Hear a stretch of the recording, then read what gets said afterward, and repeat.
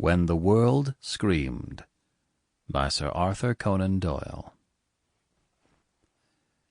I had a vague recollection of having heard my friend Edward Malone of the Gazette speak of Professor Challenger, with whom he had been associated in some remarkable adventures.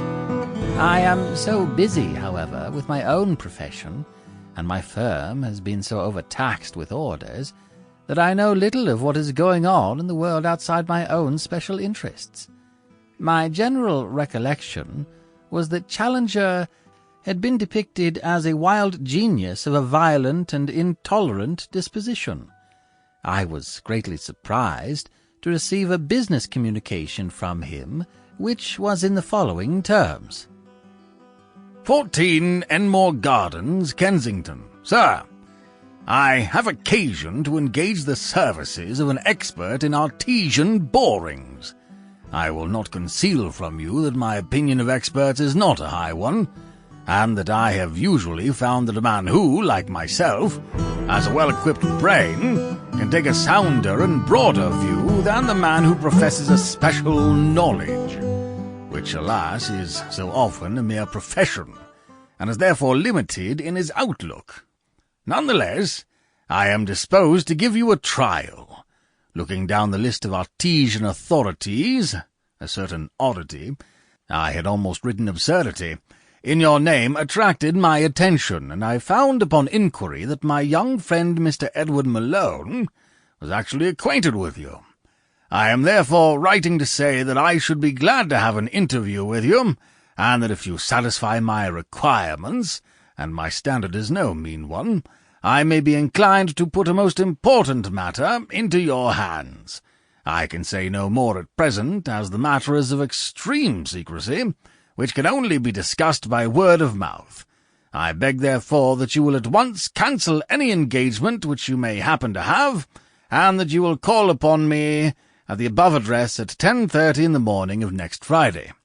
There is a scraper as well as a mat, and Mrs. Challenger is most particular. I remain, sir, as I began, George Edward Challenger. I handed this letter to my chief clerk to answer, and he informed the Professor that Mr. Peerless Jones would be glad to keep the appointment as arranged. It was a perfectly civil business note, but it began with the phrase, "Your letter, undated, has been received." This drew a second epistle from the Professor. "Sir," he said, and his writing looked like a barbed wire fence, "I observe that you aminadvert upon the trifle that my letter was undated. Might I draw your attention to the fact that as some return for a monstrous taxation, our government is in the habit of affixing a small circular sign or stamp upon the outside of the envelope, which notifies the date of posting? Should this sign be missing or illegible, your remedy lies with the proper postal authorities. Meanwhile, I would ask you to confine your observations to matters which concern the business over which I consult you, and to cease to comment upon the form which my own letters may assume." It was clear to me that I was dealing with a lunatic, so I thought it well, before I went any further in the matter, to call upon my friend Malone, whom I had known since the old days when we both played rugger for Richmond. I found him the same jolly Irishman as ever, and much amused at my first brush with Challenger. "That's nothing, my boy," said he. "You'll feel as if you have been skinned alive when you have been with him 5 minutes. He beats the world for offensiveness." "But why should the world put up with it?" "They don't. If you collected all the libel actions, and all the rows, and all the police court assaults—" "Assaults? Bless you! He would think nothing of throwing you downstairs if you had a disagreement.